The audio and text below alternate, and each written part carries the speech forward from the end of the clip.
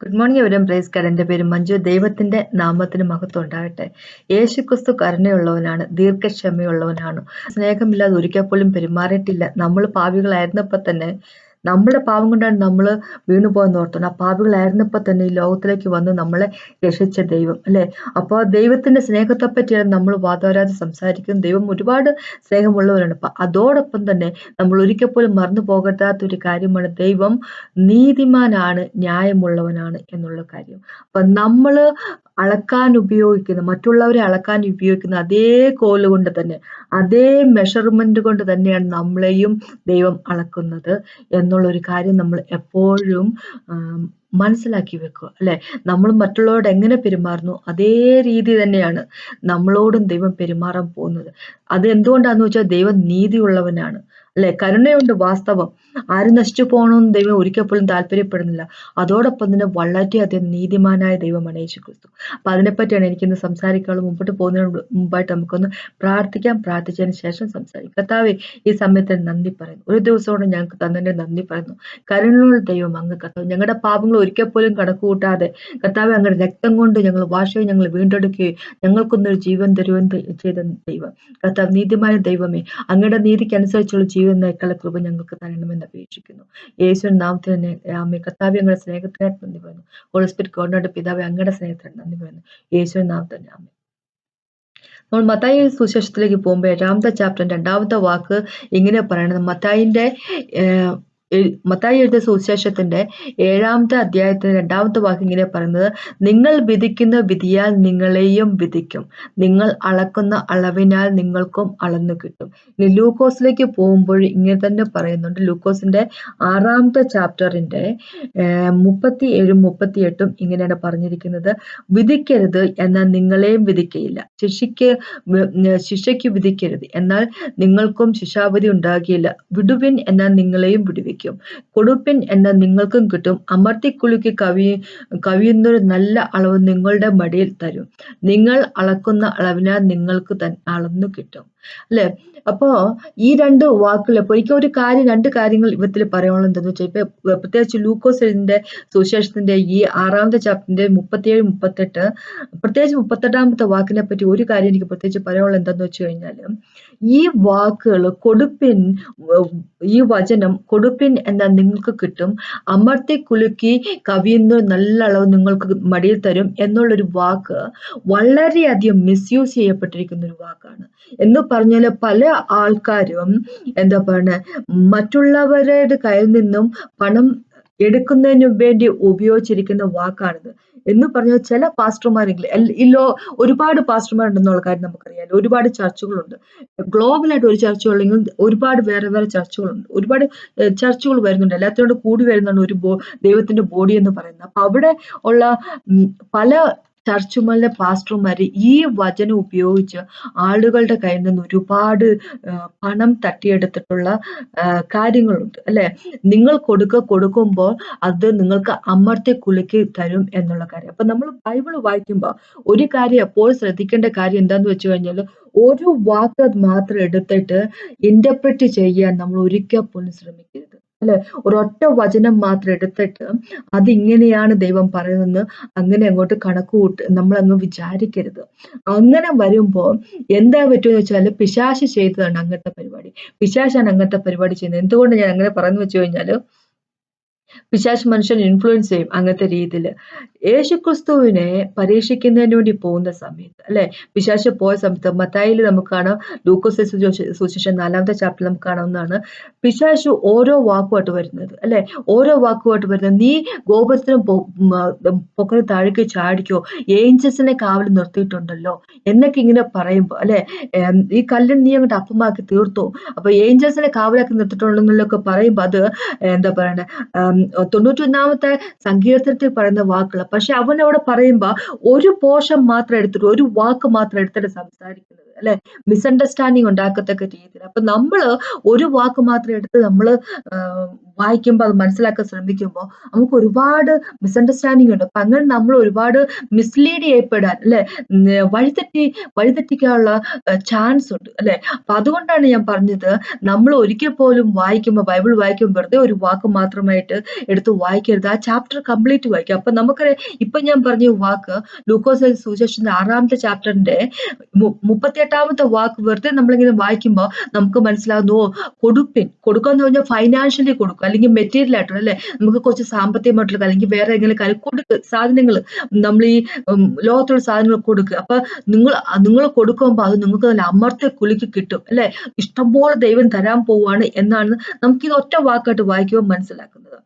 ഇനി നമ്മൾ ഇതേ ചാപ്റ്റർ ഇപ്പൊ നമ്മളൊരു 36-ാമത്തെ വാക്ക് തൊട്ട് 42-ാമത്തെ വരെ വാക്കുകളൊന്ന് വായിക്കുമെന്ന് വിചാരിച്ചു. അപ്പൊ ആ ചാപ്റ്റർ മൊത്തമായിട്ട് ഒന്ന് വായിക്കണമെന്ന് ഞാൻ അപേക്ഷിക്കുന്നു. പക്ഷെ 36-ാമത്തെ വാക്ക് തൊട്ട് 42-ാമത്തെ വാക്ക് വരെ ഒന്ന് വായിക്കുവാണെങ്കിൽ ഇപ്പൊ നമ്മൾ ഈ വായിച്ച പോലെയല്ല നമുക്ക് മനസ്സിലാകുന്നത്. എന്ന് വെച്ച് കഴിഞ്ഞാൽ പെട്ടെന്ന് ഞാൻ ഒന്ന് വായിച്ച് കേൾപ്പിക്കാം. 36-ാമത്തെ വാക്കില് ഇതൊക്കെ യേശുക്രിസ്തുവിന്റെ വാക്കുകളാണ്. യേശുക്രിസ്തു പറഞ്ഞാണ്. യേശു ഇങ്ങനെ പറയാണ്, അങ്ങനെ നിങ്ങളുടെ പിതാവ് മനസ്സലിവുള്ളവൻ ആകുന്നത് പോലെ നിങ്ങളും മനസ്സലിവുള്ളവർ ആകുവിൻ. വിധിക്കരുത്, എന്നാൽ നിങ്ങളെയും വിധിക്കയില്ല. ശിക്ഷയ്ക്ക് വിധിക്കരുത്, എന്നാൽ നിങ്ങൾക്കും ശിക്ഷാവിധി ഉണ്ടാകുകയില്ല. വിടുവിൻ, എന്നാൽ നിങ്ങളെയും വിടുവിക്കും. കൊടുപ്പിൻ, എന്നാൽ നിങ്ങൾക്കും കിട്ടും. അമർത്തി കുലുക്കി കവിയുന്നൊരു നല്ല അളവ് നിങ്ങളുടെ മടിയിൽ വരും. നിങ്ങൾ അളക്കുന്ന അളവിനാൽ നിങ്ങൾക്കും അളന്നു കിട്ടും. അവൻ ഒരു ഉപമയും അവരോട് പറഞ്ഞു, കുരുടനെ വഴികാട്ടുവാൻ കഴിയുമോ? ഇരുവരും കുഴിയിൽ വീഴുകയില്ലയോ? ശിഷ്യൻ ഗുരുവിന് മീതെയല്ല. അഭ്യാസം തികഞ്ഞവൻ എല്ലാം ഗുരുവിനെ പോലെയാകും. എന്നാൽ നീ സഹോദരന്റെ കണ്ണിലെ കരട് നോക്കിയും സ്വന്തം കണ്ണിലെ കോൽ വിചാരിക്കാതിരിക്കുകയും ചെയ്യുന്നത് എന്ത്? അല്ല, സ്വന്തം കണ്ണിലെ കോൽ നോക്കാതെ സഹോദര നിന്റെ കണ്ണിലെ കരട് എടുത്ത് കളയട്ടെ എന്ന് സഹോദരന് പറയാൻ നിനക്ക് എങ്ങനെ കഴിയും? കപടൻ ഭക്തിക്കാരാ, മുമ്പേ സ്വന്തം കണ്ണിലെ കോൽ എടുക്കുക, എന്നാൽ സഹോദരന്റെ കണ്ണിലെ കരട് എടുത്തു കളയുവാൻ വെടിപ്പായി കാണുമല്ലോ. അപ്പൊ ഇവിടെ ദൈവം പറഞ്ഞ എന്താന്ന് വെച്ച് കഴിഞ്ഞാല്, അങ്ങോട്ടും ഇങ്ങോട്ടും കൊടുക്കുന്നതിനെ പറ്റിയോ മെറ്റീരിയൽ ബ്ലെസ്സിങ്ങിനെ പറ്റിയോ ഫൈനാൻഷ്യലി സാമ്പത്തികമായിട്ട് കിട്ടുന്ന അനുഗ്രഹത്തെ പറ്റി അല്ലല്ലോ യേശുക്രിസ്തു ഇവിടെ പറയുന്നത്. യേശുക്രിസ്തു പറഞ്ഞത് എന്താന്ന് വെച്ചാൽ, മനുഷ്യരെ അങ്ങോട്ടും ഇങ്ങോട്ടും വിധിക്കാൻ പോകരുത്. അന്യന്റെ കണ്ണിലെ കരട് എടുത്ത് കളയുന്നതിന് മുമ്പ് നമ്മളുടെ കണ്ണിൽ കിടക്കുന്ന തടി ഒന്നെടുത്ത് മാറ്റിക്കളയുക അല്ലെ? മറ്റുള്ളവരെ ശിക്ഷ വിധിക്കുന്നതിന് മുമ്പ് നമ്മളെപ്പറ്റി ഒന്ന് വിചാരിച്ചു നോക്കുക അല്ലെ?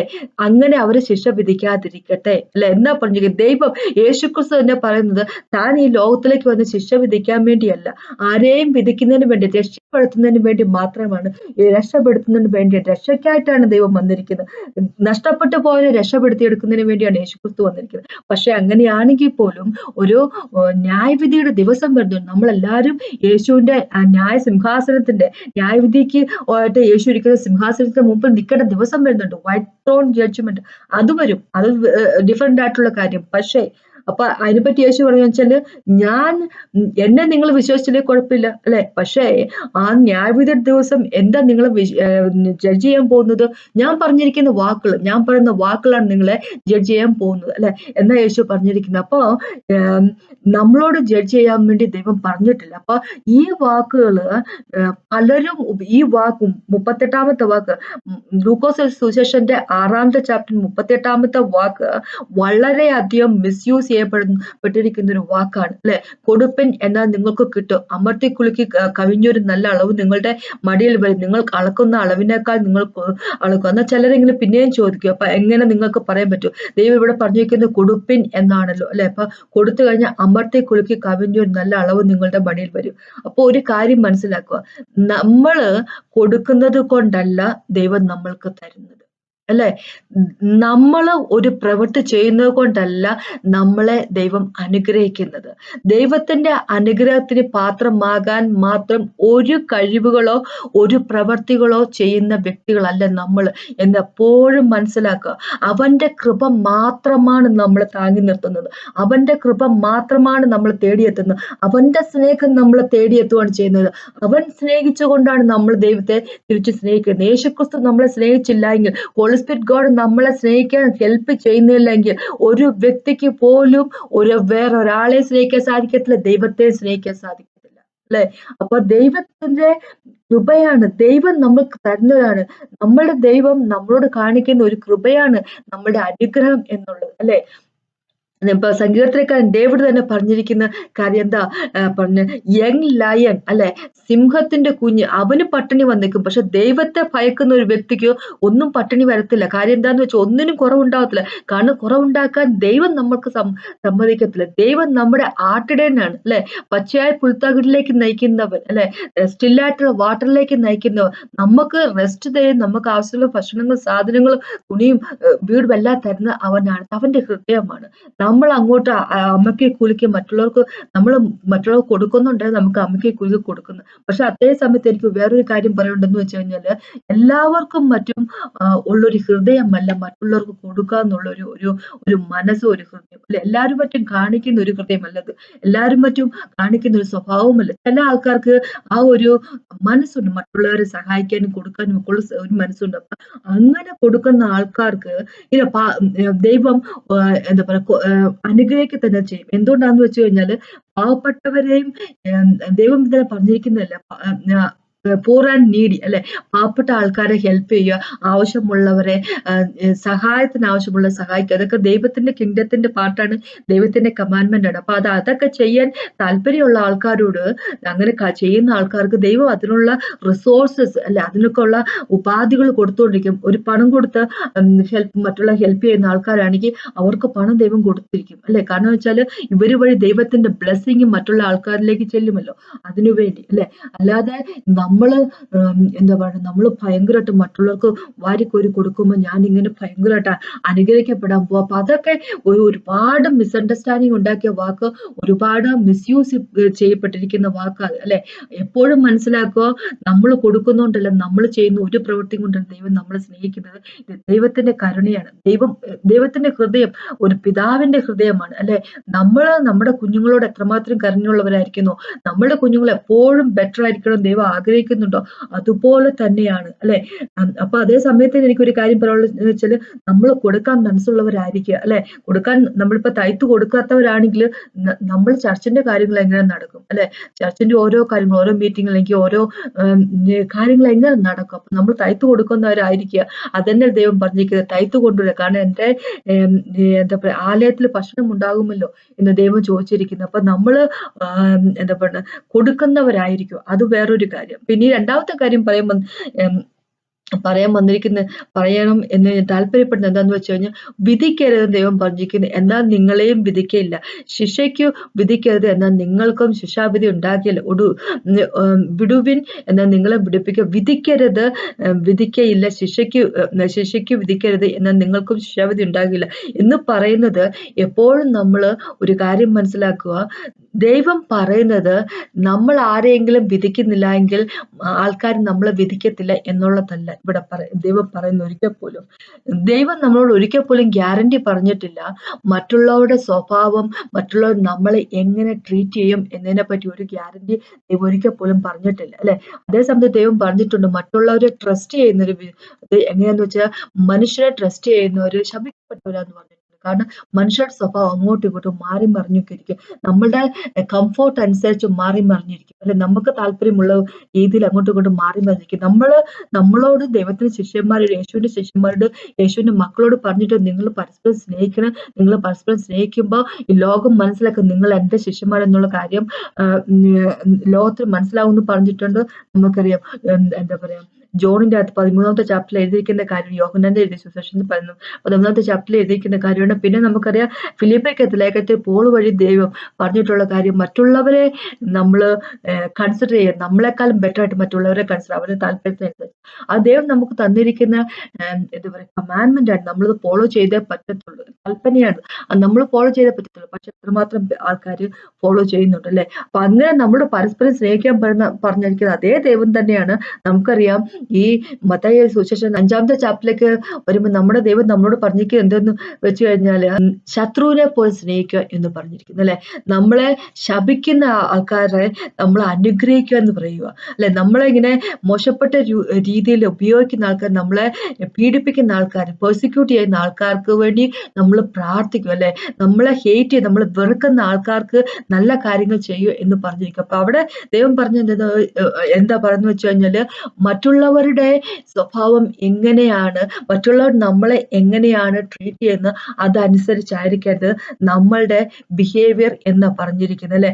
അതിനുശേഷം 48-ാമത്തെ വാക്ക് ഇങ്ങനെ 5-ാമത്തെ ചാപ്റ്ററിന്റെ 48-ാമത്തെ വാക്ക് ഇങ്ങനെ പറഞ്ഞിരിക്കുന്നു. മത്തായി എഴുതിയ സുവിശേഷത്തിന്റെ 5-ാമത്തെ ചാപ്റ്ററിന്റെ 48-ാമത്തെ വാക്ക് പറഞ്ഞിരിക്കുക, ആകയാൽ നിങ്ങളുടെ സ്വർഗീയ പിതാവ് സൽഗുണ സമ്പന്നനായിരിക്കുന്നത് പോലെ നിങ്ങൾ സൽഗുണ സമ്പന്നരായിരിക്കും എന്ന് വെച്ച് കഴിഞ്ഞാൽ, സ്വർഗീയ പിതാവിന്റെ യേശു ക്രിസ്തുവിനെ ഒന്ന് വിചാരിച്ചു നോക്കിയേ. യേശു ക്രിസ്തു നമ്മളുടെ പിതാവിനെ ഒന്ന് വിചാരിച്ചു. യേശു ക്രിസ്തു പിതാവ് ഒന്നാണല്ലോ. അവരൊന്ന് വിചാരിച്ചു നോക്കി, നമ്മൾ മോശപ്പെട്ട ആൾക്കാരായിരുന്നപ്പോ തന്നെ നമ്മളെ സ്നേഹിച്ച ദൈവം, നമ്മളെ സ്നേഹിക്കുന്ന ദൈവം അല്ലെ. ഇന്നും എത്രയോ പേരുണ്ട് യേശുവിനെ കണ്ണെടുത്താൽ കാണത്തില്ലാത്ത ആൾക്കാർ എത്രയോ പേരുണ്ട്. എന്നിട്ടും അവരെ സ്നേഹിക്കുന്നില്ല നമ്മുടെ ദൈവം. അപ്പൊ അതുപോലെയാണ് പറഞ്ഞിരിക്കുന്നത് അല്ലെ. അത് തന്നെയാണ് നമ്മളിൽ നിന്ന് ദൈവം ഉദ്ദേശിക്കുന്നത്.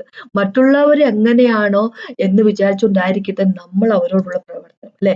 നമ്മൾ വിധിക്കാൻ പോയി കഴിഞ്ഞാൽ അവര് വിധിക്കത്തില്ല എന്നല്ല പറയുന്നത്, ദൈവം നമ്മളെ വിധിക്കത്തില്ലെന്നാ പറഞ്ഞിരിക്കുന്നത്. മത്തായി സുവിശേഷം 6-ാമത്തെ ചാപ്റ്ററിന്റെ നമുക്ക് 14-15 വാക്കിലേക്ക് വരുമ്പോൾ ഇങ്ങനെ പറഞ്ഞിരിക്കുന്നത്, നിങ്ങൾ മനുഷ്യരോട് അവരുടെ പിഴകളെ ക്ഷമിച്ചാൽ സ്വർഗസ്ഥനായ നിങ്ങളുടെ പിതാവ് നിങ്ങളോടും ക്ഷമിക്കും അല്ലെ.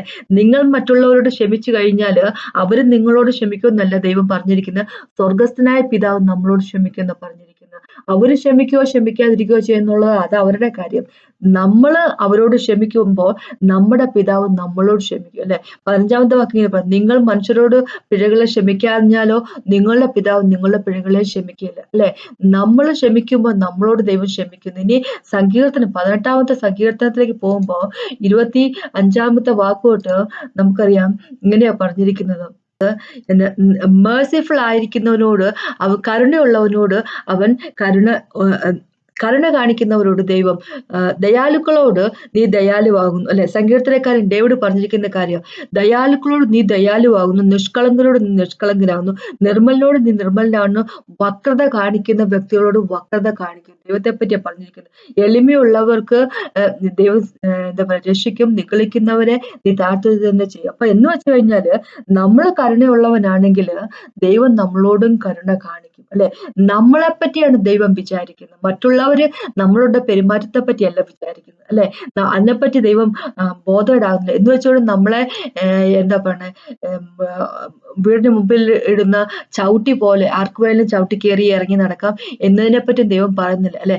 നമ്മളുടെ വഴി ദൈവത്തെ പ്രീതിപ്പെടുത്തുന്നുവെങ്കിൽ, അത് 16-ാമത്തെ എന്താ പറയുക സദൃശവാക്യത്തിൽ ദൈവം പറഞ്ഞിരിക്കുന്ന, നമ്മുടെ വഴി ദൈവത്തെ പ്രീതിപ്പെടുത്തുന്ന രീതിയിലുള്ളതാണെങ്കിൽ നമ്മുടെ ശത്രുക്കളെ കൂടെ നമ്മളോട് എന്താ പറയുക സമാധാനത്തിലാക്കി വെക്കും ദൈവം അല്ലെ. നമ്മുടെ ശത്രുക്കളെയും കൂടെ നമ്മളുമായിട്ട് ഓക്കെ ആക്കി ദൈവം വെക്കും എന്നാ പറഞ്ഞിരിക്കുന്നത്. അപ്പൊ നമ്മളെ ചവിട്ടിയാക്കി ഇടാമൻ എന്ന കാര്യത്തെപ്പറ്റിയാണ് ദൈവം പറഞ്ഞിരിക്കുന്നത്. പക്ഷെ നമ്മള് കാണിക്കേണ്ട സ്വഭാവം എന്ന് വെച്ചാൽ യേശുക്രിസ്തു സ്വഭാവമാകണം എന്നാണ് ദൈവം പറഞ്ഞിരിക്കുന്നത്. എഫേസ്യർക്ക് ലേഖനത്തിൽ 5-ാമത്തെ ചാപ്റ്ററിലേക്ക് വരുമ്പോ ആദ്യത്തെ വാക്ക് ദൈവം പറഞ്ഞിരിക്കുന്നത് എങ്ങനെയാ, ദൈവത്തെ ഇമിറ്റേറ്റ് ചെയ്യുന്നവരായിരിക്കണം. ദൈവം ആരെന്നുള്ള കാര്യം ദൈവത്തെ നമ്മൾ കണ്ടിട്ടില്ല, നമ്മൾ കാണുന്നത് യേശുക്രിസ്തുവിനെയാണ് അല്ലെ. അപ്പൊ യേശുവാണ് ദൈവത്തിന്റെ ഇമേജ്. അപ്പൊ യേശുവിനെ ഇമിറ്റേറ്റ് ചെയ്യുന്ന വ്യക്തികളായിരിക്കും, യേശുവിനെ അനുകരിക്കുന്ന വ്യക്തികളായിരിക്കും നമ്മൾ. നമ്മുടെ യേശു കരുണാവാനാണ് അല്ലെ. യേശുവിനോട് ആരും കരുണ കാണിച്ചൊന്നുമില്ല. ഈ ലോകത്തുണ്ടായ സത്യം മുഖത്തേക്ക് തുപ്പുക തന്നെ ചെയ്തിട്ടുണ്ട് അല്ലെ. മനുഷ്യരും തന്റെ സൃഷ്ടാവിന്റെ മുഖത്തേക്ക് തുപ്പയിലാണ് മനുഷ്യര്. അവരോടും കരുണ കാണിച്ച ദൈവം അല്ലെ. ക്രോസ് ഓഫ് കാൽവറി വെച്ച് ദൈവം ഇവരോട് പൊറുക്കണമേ എന്ന് പറയാൻ മനസ്സ് കാട്ടിയ ദൈവമാണ് യേശു ക്രിസ്തു അല്ലെ. അപ്പൊ അങ്ങനെയുള്ള സ്വഭാവമുള്ളവരായിരിക്കാം നമ്മൾ എന്ന് പറഞ്ഞിരിക്കുന്നത്. മത്തായി സുവിശേഷം 5-ാമത്തെ ചാപ്റ്റർ വരുമ്പോ 7-ാമത്തെ വാക്കിൽ ദൈവം അങ്ങനെ തന്നെ പറഞ്ഞിരിക്കും. അല്ലെ. എന്താന്ന് വെച്ച് കഴിഞ്ഞാല് കരുണയുള്ളവര്, ദയാലുക്കള് ദൈവത്തിൽ നിന്ന് ദയ കിട്ടുക തന്നെ ചെയ്യും. അതാണ് ദൈവം നമ്മളെ പറ്റി ഉദ്ദേശിക്കുന്നത് അല്ലെ. മറ്റുള്ളവർ എങ്ങനെ പെരുമാറുന്നു എന്ന് ഉദ്ദേശമല്ല, നമ്മൾ എങ്ങനെ പെരുമാറുന്നു എന്ന് ഉദ്ദേശമാണ്. അതിനെപ്പറ്റി മാത്രമേ ദൈവം മൈൻഡ് വെക്കുന്നുള്ളൂ എന്നുള്ള കാര്യം മനസ്സിലാക്കുക. അപ്പൊ ഞാൻ നിങ്ങളോട് മോശപ്പെട്ട രീതിയിൽ പെരുമാറുകയാണെങ്കിൽ അത് ദൈവത്തിന് സഹിക്കത്തില്ല അല്ലെ. അപ്പൊ അങ്ങനെയാകുമ്പോ നിങ്ങൾ എന്നോട് മോശപ്പെട്ട രീതിയിൽ പെരുമാറുമ്പോൾ ദൈവത്തിന് സഹിക്കത്തില്ല. അപ്പൊ ദൈവം പറഞ്ഞത് ശരിക്കും എന്താന്ന് വെച്ച് കഴിഞ്ഞാല് നമ്മള് പരസ്പരം എല്ലാവരും സ്നേഹത്തിൽ ആയിരിക്കണം എന്ന് പറഞ്ഞിരിക്കുന്നത്. അപ്പൊ ഇവിടെ 6ാമത്തെ ചാപ്റ്ററിലേക്ക് ഞാൻ വരുമ്പോൾ, ലൂക്കോസിന്റെ സുവിശേഷത്തിന്റെ 6ാമത്തെ ചാപ്റ്ററിലേക്ക് വരുമ്പോൾ ഒരു പ്രാവശ്യം പറയുകയാണ്, വിധിക്കരുതെന്ന് പറഞ്ഞിരിക്കുന്നു.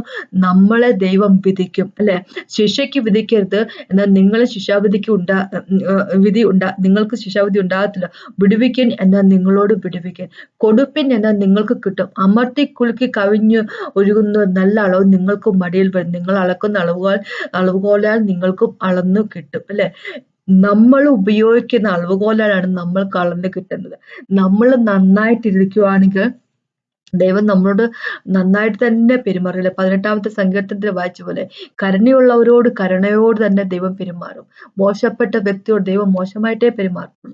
നമ്മള് മോശപ്പെട്ട വ്യക്തികൾ ദൈവത്തിൽ നിന്ന് കരുണ കിട്ടണം എന്നോർത്ത് നടക്കുവാണെങ്കിൽ നടക്കേണ്ട കാര്യമില്ല. നമ്മുടെ സ്വഭാവം നല്ലതല്ലെങ്കിൽ, നമ്മൾ മറ്റുള്ളവരെ ട്രീറ്റ് ചെയ്യുന്ന രീതി നല്ലതെങ്കിൽ, അല്ലെങ്കിൽ അഹങ്കാരികളാണെങ്കിൽ ദൈവത്തിൽ നിന്ന് കരുണ ഒരിക്കലും പ്രതീക്ഷിക്കരുത്. ദൈവത്തിൽ നിന്ന് ഒരിക്കൽ പോലും ദയ പ്രതീക്ഷിക്കരുത്. കാരണം ഏറ്റവും വലിയ നീതിമാനായിട്ടുള്ള വ്യക്തിയാണ് ദൈവം അല്ലെ. നീതിമാനായിട്ടുള്ള വ്യക്തിയാണ് ദൈവം. നമുക്കറിയാം ദൈവം സ്വന്തം മക്കളെ പറ്റി, പ്രത്യേകിച്ച് നമ്മുടെ ചർച്ചിലുള്ള ആൾക്കാരെ പറ്റി, വിശ്വാസികളെ പറ്റി ഞാൻ പറയുന്നത് അല്ലെ.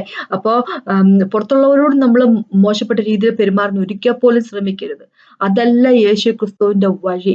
പുറത്തുള്ളവർ എത്രമാത്രം മോശപ്പെട്ടവരാണെങ്കിൽ പോലും ദൈവം ഇങ്ങനെ പറഞ്ഞിരിക്കുന്നു, ദുഷ്ടന്റെ മുകളിൽ മഴ പെയ്യ്ക്കുന്നവൻ, ദുഷ്ടനും സൂര്യപ്രകാശം കൊടുക്കുന്നവനാണ് നമ്മുടെ യേശു. അപ്പോ സ്നേഹത്തോടെ മാത്രം പെരുമാറുക. പ്രത്യേകിച്ച് എന്താ പറയുക, ദൈവത്തിന്റെ കുഞ്ഞുങ്ങളോട് അല്ലെ. ദൈവത്തിന്റെ മക്കൾ എന്ന് പറയുമ്പോൾ ദൈവത്തിന് വളരെ ഇഷ്ടമാണ്. പൗലോസ് ആകുന്നതിന് മുമ്പ് സോളായിരുന്ന സമയത്ത് അല്ലെ, എന്താ പറയുക, ചർച്ചിനെ പെർസിക്യൂട്ട് ചെയ്തുകൊണ്ടിരുന്ന സമയത്താണ് ഡമാസ്കസിലേക്ക് പോകുന്ന വഴിയിൽ യേശുക്രിസ്തു ചോദിച്ചു, നീ എന്താണ് എന്നെ പെർസിക്യൂട്ട് ചെയ്യുന്നത് ചോദിച്ചത്. നീ എന്തിനാ ചർച്ചിനെ പിടിച്ച് ദ്രോഹിക്കുന്നല്ല ചോദിച്ചത്, നീ എന്തിനാണ് എന്നെ ദ്രോഹിക്കുന്നത്. അപ്പൊ അതാണ് ദൈവത്തിന്റെ മനസ്സ്. നമ്മൾ മറ്റുള്ളവരെ വിധിക്കുമ്പോ, ദൈവത്തിന്റെ കുഞ്ഞുങ്ങളെ നമ്മൾ വിധിക്കുമ്പോ എന്താ പറയുക, ദൈവത്തെയാണ് നമ്മൾ വിധിക്കുന്നത്. പ്രത്യേകിച്ച് പാസ്റ്റർമാർക്ക് എതിരായിട്ട് നമ്മൾ സംസാരിക്കുമ്പോ അല്ലെ, ഗോസിപ്പ് പറയുമ്പോ, അവര് മോശപ്പെട്ട ആൾക്കാരാന്ന് പറയുമ്പോ അല്ലെ, അപ്പൊ എന്താ പറയണത്, മഹാമോശപ്പെട്ട രീതിയിൽ ആൾക്കാർ ചെയ്തിട്ട് പിന്നെ അവർ സപ്പോർട്ട് ചെയ്യണം എന്നല്ല ഞാൻ പറയുന്നത്. പക്ഷെ നമ്മളുടേതായിട്ടുള്ള കണ്ണ് വെച്ചുകൊണ്ട് നമ്മൾ കണ്ട്, ഇവരിങ്ങനെയല്ല, ഇവർക്ക് വേറെ രീതി ചെയ്യാറുണ്ട്, ഇവർ ചെയ്യുന്ന പ്രവൃത്തികൾ കൊള്ളത്തില്ല, അങ്ങനെയല്ല ഇങ്ങനെയല്ല എന്നൊക്കെ നമ്മളിങ്ങനെ പ്രത്യേകം നമ്മൾ ഉണ്ടാക്കി പറയുമ്പോൾ നമ്മൾ പറയുന്നത് ദൈവത്തിനെതിരായിട്ടാണ് പറയുന്നത് അല്ലെ. അപ്പൊ ദൈവം അവിടെ പറഞ്ഞു എന്താന്ന് വെച്ച് കഴിഞ്ഞാല്, അങ്ങനെ നമ്മൾ ഏത് രീതിയിൽ കൊടുക്കുന്നു നമുക്ക് നല്ല അമർത്തി കുലുക്കി തന്നെ തരും അല്ലെ.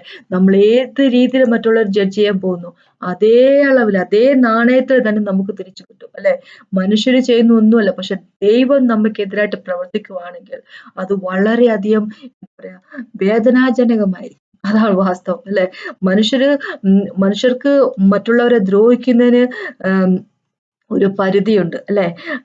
എന്താ പറയുക, പിശാചിനും കൂടെ അവന് എന്താ പറയുക പിശാചിന് ചെയ്യുന്നതിന് ഒരു പരിധിയുണ്ട്. നമ്മുടെ ദൈവം പിശാചിനേക്കാളും ഒക്കെ വലിയവനാന്ന് വിചാരിച്ചു.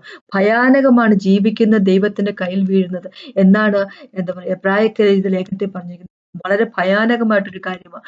പിശാചൊന്നും ഒന്നുമല്ല നമ്മുടെ ദൈവത്തിന് മുമ്പിൽ. അപ്പൊ നമ്മള് അളക്കുന്ന അളവുകളോട് തന്നെ നമുക്ക് തന്നെ അളന്ന് കിട്ടും. മര്യാദയ്ക്കായിരിക്കും നമ്മുടെ ജീവിതം അല്ലെ. മറ്റുള്ളവരോട് ദയാപരമായിട്ട് പെരുമാറുക, സ്നേഹത്തോടെ പെരുമാറുക, ബഹുമാനത്തോടെ പെരുമാറുക അല്ലെ, കരുണയോടെ പെരുമാറുക. അതാണ് യേശുക്രിസ്തു നമ്മളിൽ നിന്ന് ഉദ്ദേശിക്കുന്നത്. അങ്ങനെയല്ലെങ്കിൽ നമ്മൾ തന്നെ അനുഭവിക്കേണ്ടി വരും. അതിനെപ്പറ്റിയാണ് ഞാൻ പറയുന്നത്. നമ്മൾ തന്നെ നമ്മൾക്കുള്ള കുഴി കുഴിക്കാതിരിക്കുക അല്ലെ, നമ്മൾ തന്നെ നമ്മൾക്കുള്ള വടി വെട്ടാതിരിക്കുക. അതിനെപ്പറ്റിയാണ് എനിക്ക് പറയാനുള്ളത്. അപ്പൊ നമുക്കൊന്ന് പ്രാർത്ഥിച്ചുകൊണ്ട് കർത്താവേ, ഈ സമയത്തിന് നന്ദി പറയുന്നു. കർത്താവേ, ഞങ്ങൾ ഏതെങ്കിലും രീതിയിൽ മോശപ്പെട്ട രീതിയിൽ പെരുമാറിയിട്ടുണ്ടെങ്കിൽ ക്ഷമിക്കണം അപേക്ഷിക്കുന്നു. അറിയാതെ ചെയ്തു പോയ പാപങ്ങൾ ഓർത്ത് ക്ഷമ ചോദിക്കുന്നു കർത്താവേ. ഇനി അറിഞ്ഞും പാപങ്ങൾ ചെയ്തിട്ടുണ്ടെങ്കിൽ കർത്താവ് ഞങ്ങളുടെ കൃപ തോന്നണമേ കർത്താവേ. ക്ഷമിക്കുമാറ് കർത്താവേ. Thank you so much master. ഇനി വരുന്ന ദിവസങ്ങളെല്ലാം അങ്ങയുടെ വഴി കൂടെ മാത്രം നടക്കാനുള്ള കൃപ തന്നെ അപേക്ഷിക്കുന്നു. യേശുവിന്റെ നാമത്തിൽ ആമേൻ. എന്നെ കേട്ടുകൊണ്ടിരിക്കുന്ന സകല വ്യക്തികളെ ഓർത്ത് പ്രാർത്ഥിക്കുന്നു, അനുഗ്രഹിക്കുന്നു, അപേക്ഷിക്കുന്നു. യേശുവിൻ നാമത്തിൽ ആമേൻ. ഇത് കേട്ടിട്ടുണ്ടെങ്കിൽ ദൈവത്തിനാമത്തിൽ മഹത്വം ഉണ്ടാകട്ടെ.